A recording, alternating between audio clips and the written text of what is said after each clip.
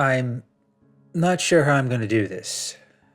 I don't even know if this, whatever you want to call it, will have any meaningful impact on anything or anyone, myself included.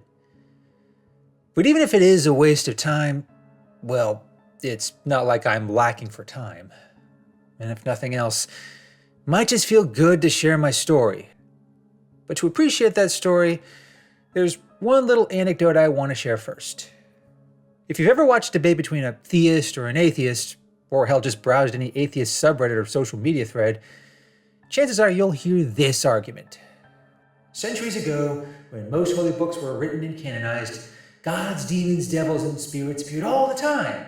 They showed up in caves, on battlefields, in temples, and even took human form, performing real, observable miracles for all to see. But then, cameras were invented, and suddenly, the number of divine experiences being reported took a noticeable decline. Coincidence? I think not. Now, most atheists find that observation funny, thinking of it as some textbook gotcha moment. A lot of theists, regardless of whatever religious tradition they follow, they tend to take offense to it. They'll claim that it insults their holy texts, or that it undermines the very notion of faith. But for someone like me, I find it deeply frustrating and even a little depressing. For one, it assumes that every religious experience ever documented was a lie, a fraud, or a delusion. Now, for the record, yeah, a lot of them are. People are wired for all sorts of incredible experiences. Not all of them are real, but that doesn't make them any less meaningful. And the other big assumption is that gods, demigods, or whatever you want to call them, actually want to reveal themselves to humanity, and they have the means to do so. Now, you could certainly have one without the other. Gods that have the means to reveal themselves, but don't want or care to, that would actually explain a lot. In fact, it would explain almost everything in terms of why religious traditions vary so much, as well as why nobody can seem to agree on which tradition is true or which god deserves worship. Believe me, the world would be a much simpler and much less scary place if that were true. As for the reverse of that situation, having gods that want to reveal themselves but can't, well, that feels too much like a contradiction. Because if a divine being wants to do something as simple as communicate with mortal human beings but can't, then can you even call them divine? Do they even deserve the title of God? Some see this divine silence as a conundrum. It may even seem like a self-defeating argument. It's one that I don't think any theist of any religious tradition can fully refute. Now, plenty do try. I even admire those who make a sincere effort. But in the end, they always fall back on faith. Simply believing in these gods, hoping in their heart of hearts that it's true. And ultimately, when they die, actually, I don't even want to get into that. It's just too distressing. I can never, ever bring myself to think too much about it. Not without, I'm sorry, I'm really beating around the bush here. I can't come out and say what I want to say, not if I want anyone hearing this to take me seriously. So, to help this message resonate, I'll just point out that there's actually a third option to that conundrum I mentioned earlier. It's a bit more complicated, but it explains a whole lot more, while also having some deeply disturbing implications. And it goes like this. Yes, gods do exist. Yes, they want to communicate with humans. And yes, they even have the means to do so. Except something, or someone, is preventing them from doing so. Now, if you're an atheist, you'd still probably scoff. You just point out how convenient it is that gods really do exist, but just happen to be so weak. Because it still presents the same problem. If they're not powerful enough to overcome whatever is hindering them, why call them gods? Believers will scoff just as much. They'll point out that the God they worship could never be silenced. Their God is more powerful. No force is beyond them. No being can possibly match them. And yeah, that's understandable. Adherents naturally want the God they worship to be the most powerful. And yet, the fact that this possibility offends believers and non-believers alike, that's actually a good indication that it has merit. It's not definitive proof, but when you think about it, it actually does explain a lot. I mean, in the distant past, gods did interact a lot with their adherents. All these stories and traditions, they might not have always been accurate, but the inspiration didn't come from nowhere. Much like humans, gods desire deep connections amongst one another. The nature of those relationships may vary, but that desire is genuine. Then some unexpected force comes along, and no, it has nothing to do with the invention of cameras. Neither humans nor gods understand it, but it proved adversarial to both. As a result, real revelations, real miracles, they all cease. Stories of actual encounters between gods and humans become obscure with time, lost in memories or distorted by imperfect retellings. Before long, religious traditions diverge. Humans are left hopelessly ignorant, unable to verify the nature of the divine as they once did. And gods, be they loving, hateful, or indifferent, are forced to watch from afar, agonizing over the confusion and conflicts that unfold. On both sides, it is a torture from which they cannot escape. Humans might not be aware of it, but they still experience it. Gods are certainly aware of it, but they can do nothing about it. I mean, just take a step back and look at the current state of the world they both share. It explains way too much. But even if you accept that this is a viable possibility, I imagine you still think it's unlikely, if not outrageous. And honestly, I wouldn't blame you. But luckily or unluckily, depending on how you look at it, I am in a position to know how painfully true it is. And the reason I know is because, well, I'm a fallen god. Yeah, go on, roll your eyes, scoff, and laugh. You wouldn't be the first, the 10th, or the 100th. But it's true. I really am a god. Granted, I'm not a capital G god. That's actually a very flawed understanding of the divine in general. But I'm not here to give everyone a theology lesson. And my status as a fallen god ensures that lesson would be lacking in one too many ways. So, rather than waste my time trying to explain godly concepts in a way I can't verify, I'll just settle on telling my story. How I became a fallen god is difficult to recount. But that story also ties closely into that of every other god. Their lengthy absence and long-time silence, it connects every tradition, culture, and region. And it continues to affect us all in ways that may very well doom humanity and God alike. Now, in terms of how it began, it's kind of hard to put an exact date on it. But its origins predate any established religion, and even a few that have since disappeared completely. However, it doesn't predate all of human civilization, technically. There are a number of civilizations that existed before recorded history that humanity has yet to discover. Some even have ruins that are just waiting to be unearthed. But I promise you, none of those ruins can truly attest to how the world was like when gods, humans, and everything in between shared this world. I try not to recall those times too often, if only because it fills me with immense sorrow that it ended. But to put it mildly, they were really nice. Not perfect, not some pristine paradise, but still, it was a hell of a lot better than anything that came after it. Just picture, if you can, people of all tribes and traditions living relatively peacefully with one another across the world.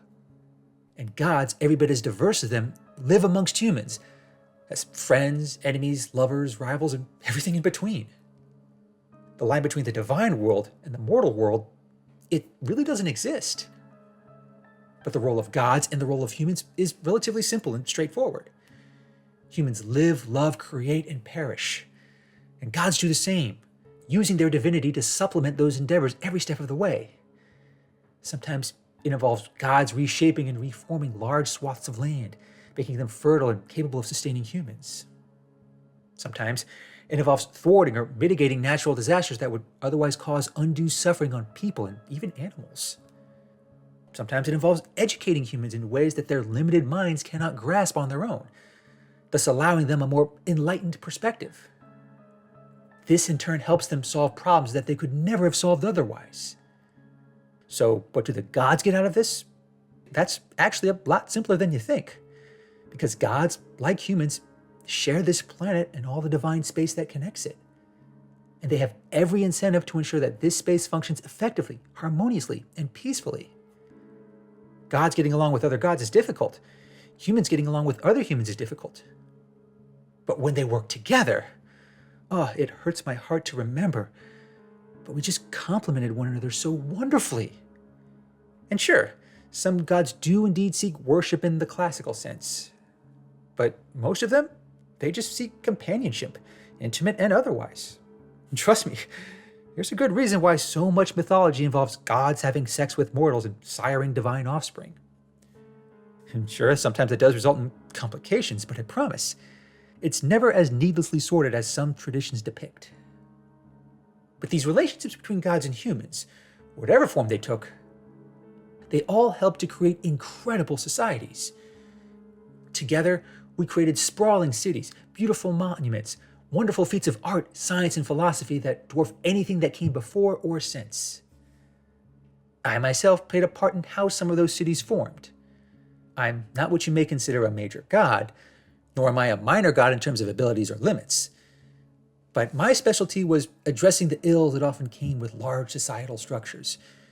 When humans and gods came into conflict, I tried to remedy it. And when humans and gods fell ill, either physically or mentally, I tried to heal that too. Some called me a god of justice. Others called me a god of healing. That certainly wasn't my only field. I didn't consider myself the most accomplished god in that domain. But I was still respected among many. And yes, some did worship me. I even found myself falling in love with multiple mortals along the way. I would share their names, but I still can't say them out loud without breaking down in tears. As for how it all fell apart, how this beautiful world of gods and humans utterly collapsed, I still remember that all too vividly. It started with a series of meteor strikes. There was nothing divine about them, at least not at first. We knew what meteors were, and they had struck Earth before, but these were different. I was among the group of gods and curious humans that investigated them. And we could all sense that there was something off about them. Each meteor that crashed seemed to have a piece of this mind within it. I don't know if there's a better word. It wasn't a living thing like a bug or bacteria, but it wasn't invisible either. You could feel the warmth coming from it, not unlike the warmth you'd feel from any living thing. But it's only when we brought those pieces together that something awoke. Something angry, hostile, and full of this irrational hatred. I was there when it started to manifest. I distinctly remember how it took this strange, monstrous form. It was neither human nor God. It was more like a mind made of darkness and malice, becoming whatever those seeing it dreaded the most. First, it affected the humans nearby.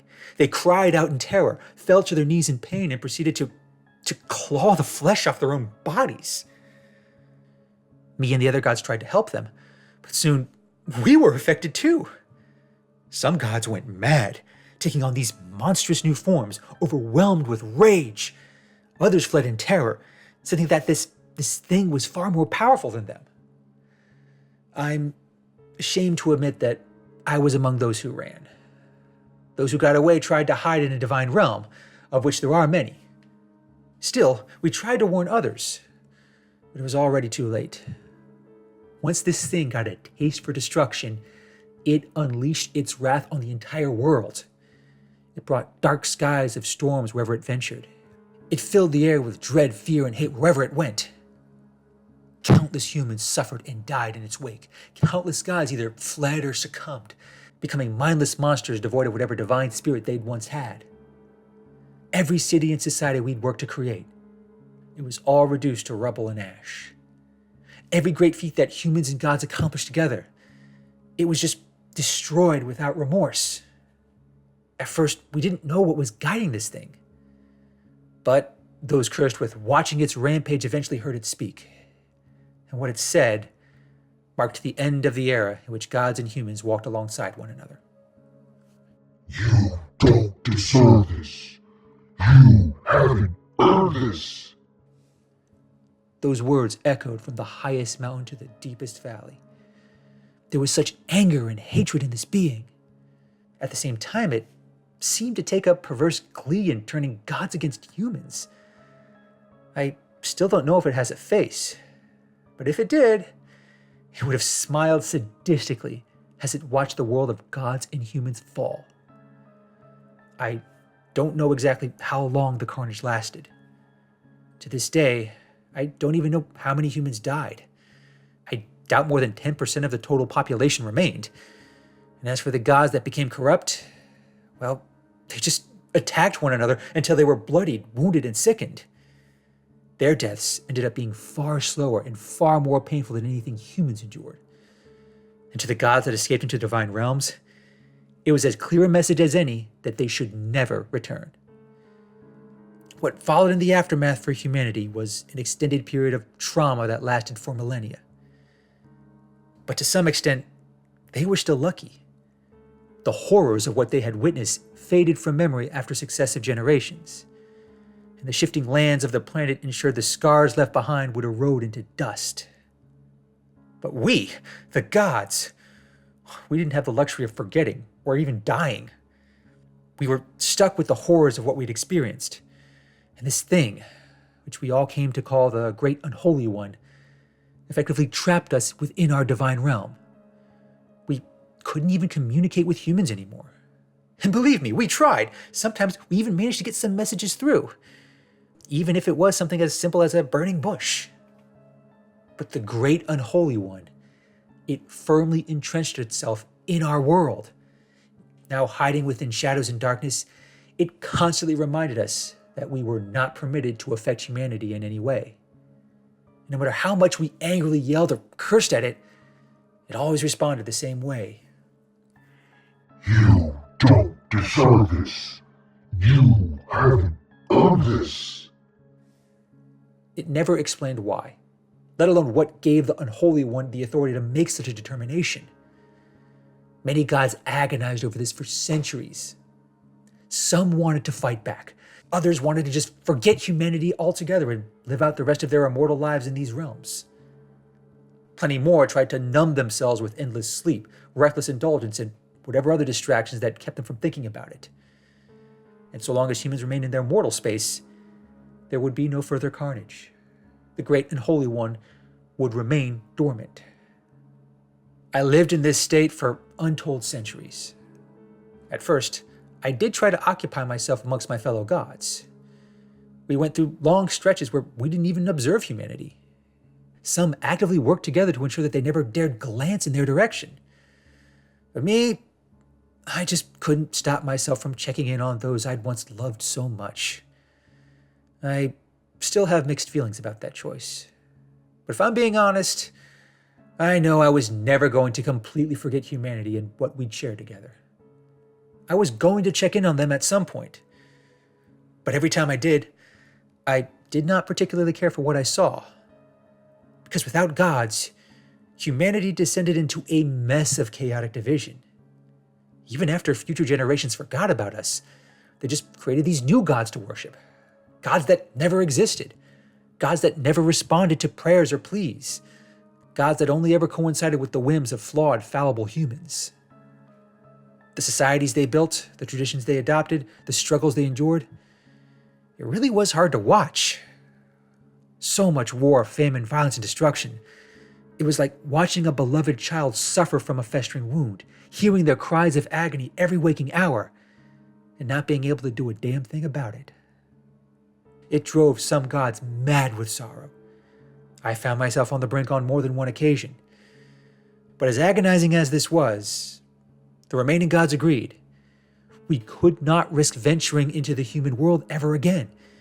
Either we would become monsters ourselves, or the humans would suffer even more. It's not necessarily something we policed. There was just no god willing to break this unspoken rule. Not until that fateful day when I just couldn't take it anymore. I had to do something. Even if it was small in scale, I needed to be amongst humans again for the sake of this utterly broken world. I swear I took every possible precaution. I went behind the backs of every other god I knew. I also made damn sure that my whereabouts were covered and that my presence was not detected.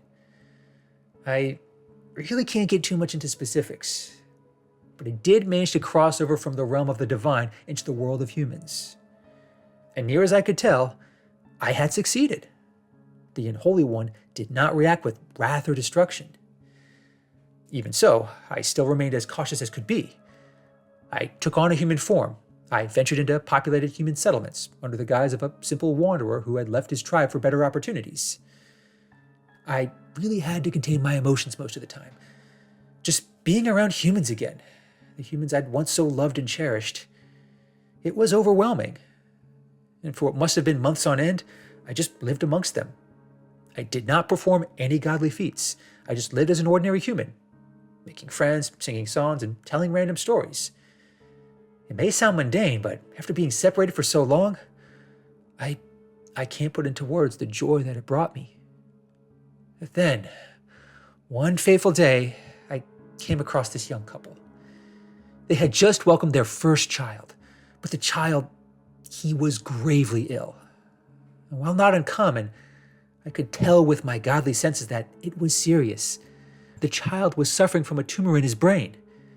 It was causing him such immense pain, the kind that no being deserves to endure. Hearing the cries of this child and the cries of his parents, it was just too much. I had to do something. So that night, after the couple had retired to their dwelling, I paid them a visit. I even took a different form. I still appeared as human, but when they welcomed me into their home, I made my divine nature known. I made my eyes and hands glow, my voice echo with the most soothing undertone, and conveyed to them a loving calm that helped set them at ease. And then, in a feat that was once considered mundane, I healed their child. They were so grateful and overjoyed that they fell to their knees and lovingly praised me. Again, I'm not big on worship, but this feeling, it made me smile in a way I hadn't in a long, long time. But that joy was short-lived. Before I could even respond to them, it showed up. The great Unholy One had sensed what I'd done, and it was not pleased. You've made a grave mistake. From the shadows, I felt these chains surround me. I barely had time to yell before one wrapped itself around my mouth, pulled me to the ground, and held me with the weight of an entire planet. From there, I had to watch as this monstrosity formed between me and the family that I had just helped. I had to see their relation turn to utter terror as they fell back and tried to escape. But the Unholy One did not let them. It took them within its grasp. Its horrific form was like a mass of arms, teeth, tendrils, and claws. The man, the woman, and the child, they were all bound by every limb, but their mouths were left uncovered, so I could hear their screams. I kept trying to yell through the chain in my mouth, urging the beast to let them go and take me instead. I would have gladly made that exchange, but no. The Great Unholy One made me pay a much higher price.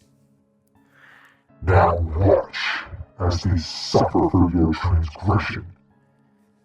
The chains around me tightened. I was forced to look straight ahead at these 3 innocent souls before me. I could only watch as the creatures slowly, deliberately tormented these people. It started with the child, undoing my healing and reigniting the cancer. This time, its spread was accelerated, causing the flesh of this small, frail human to warp into a disfigured mass of tumors. And the poor child, he stayed conscious for every moment of it. And the child's parents, listening to their cries was sheer torture. But then, the Great Unholy One inflicted the same fate upon them, infecting them with a cancer that turned their bodies into a mass of painful tumors. They were not allowed to pass out. They were not allowed to die swiftly. They had to suffer, and I had to watch all of it. Again, this beast seemed to enjoy it. It might not have had a face, but I can tell from the sounds it made. It relished every moment of their anguish, be it physical or mental. But even after the child went limp, even after his parents fell deathly silent, it still wasn't enough. The great Unholy One needed to make an example of a god who dared to defy its wrath.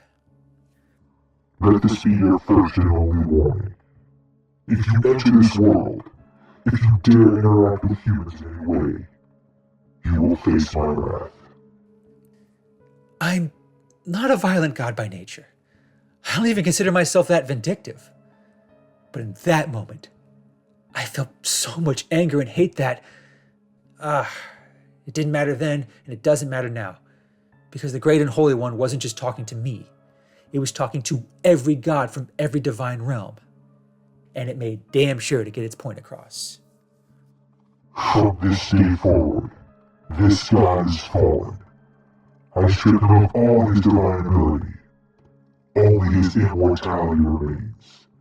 May he walk upon this earth, forever doomed to witness humanity endure, forever doomed to witness humanity's suffering as they pray to gods that can never respond. In terms of fate, this is as cruel as they come. And trust me, I would have much preferred death. I've even tried to seek it out a few times. But whether by my own divine nature or the will of this perverse monstrosity, it never lasts. I'm always reborn as a young adult. I still age like any human. I live and suffer amongst them. But then I die, only to wake up in a new place in a new form, complete with all my memories. Regardless of whether I die of natural causes or by my own hand, I can never escape. I'm even allowed to tell others of my history, but none believe me. And why would they? They've no reason to. I can no longer show them my divine nature. I can also never interact with the divine realms where the rest of the gods remain. But even if I could, I doubt that would change anything. I am a fallen god, a walking cautionary tale that any god that dares do what I attempted. And as far as I know, no other god has even tried. And I can't say I blame them.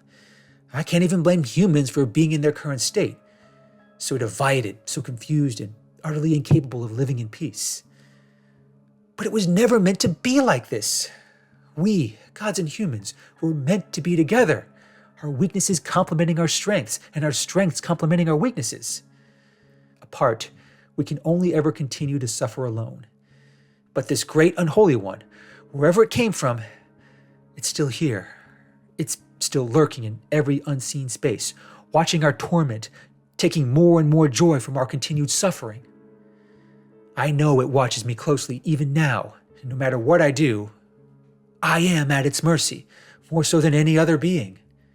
Sometimes I even hear it whispering in my ear, taunting me endlessly, knowing I can do nothing to end this. It probably knows that I'm sharing this story. It also knows that those listening probably won't believe me. That is part of my inescapable fate as a fallen god. But the other part, the far worse part from my perspective, is constantly hearing the great Unholy One remind me of why it does what it does. You didn't deserve this. Humans didn't deserve this. Humans and gods will never know such peace, so long as I will it.